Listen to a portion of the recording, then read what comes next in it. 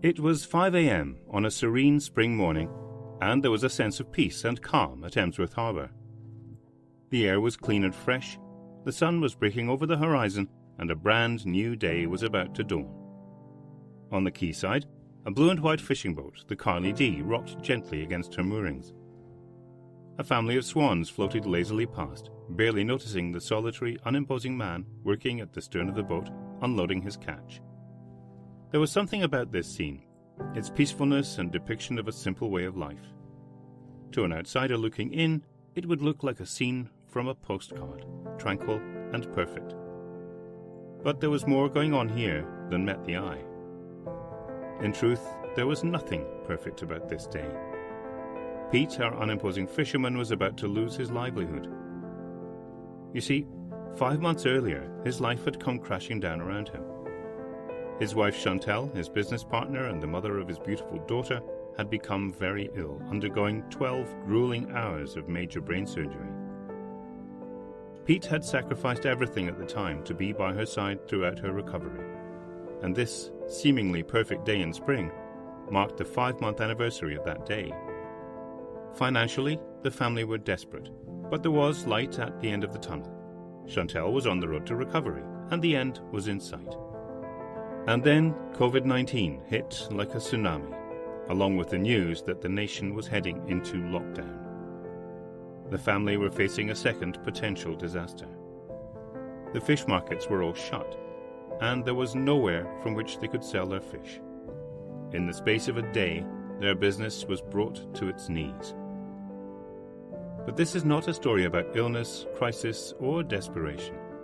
It's a story of resilience, resourcefulness, and service, one of many that emerged during the coronavirus pandemic.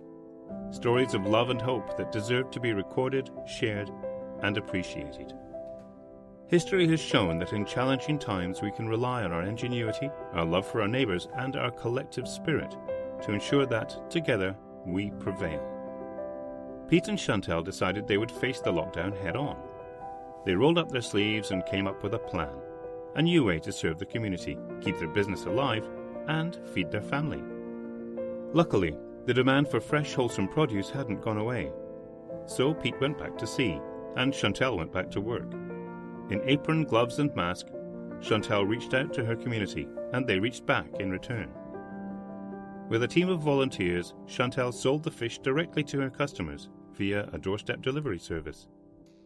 Sometimes they sold the fish at cost price to those who were shielding. Other times, they gave it away to those in need. Over the coming weeks, they delivered to over 400 families, and always with a smile and a wave through the window. The pandemic raised an interesting question for photographer Penny Plimmer and author Martine Bolton. How could they tell the stories and honour the heroes of lockdown so that the benefits from the time and the lessons learned would be remembered? That was the question that inspired the duo to create this book, Lockdown 2020, A Moment in Time. Stories of love, hope, and transformation in a turbulent world. This beautiful book of over 60 inspiring stories and striking black and white photographs captures the highs and lows of lockdown, encompassing the whole gamut of human emotions. Readers will also get to meet Bill, a videographer from Port Solent. Faced with the devastating loss of his older brother and his pain at not being able to attend the funeral, Bill fought hard not to allow the sadness to engulf him. His story tells of how he used the experience to look at his life and priorities and made some significant changes. Then there's Mandy from Southampton, whose work helping older people get their affairs in order stopped overnight. Within days of the start of lockdown, she found herself arranging the funeral of one of her long-term clients. A few weeks later, she was asked by his family to arrange a funeral for his wife, who died in her care home, and whom Mandy had never met. Big-hearted Mandy spent time researching the story of the lady's life, poring over old photographs and newspaper cuttings, and speaking to the lady's friends to piece everything together. Mandy brought dignity and reverence to the funeral, a strange affair, as she was the only person in physical attendance. The book includes stories of key workers on the front line, including the NHS. The University of Portsmouth students who volunteered at Queen Alexandra Hospital, including student nurses Diana and Charles, and paramedic student James, who put their own safety at risk to help others. And this is what makes this book so important. Lest we forget is a phrase we usually associate with those who paid the ultimate sacrifice in war, by which we remember those who lost their lives to protect our freedom and liberty.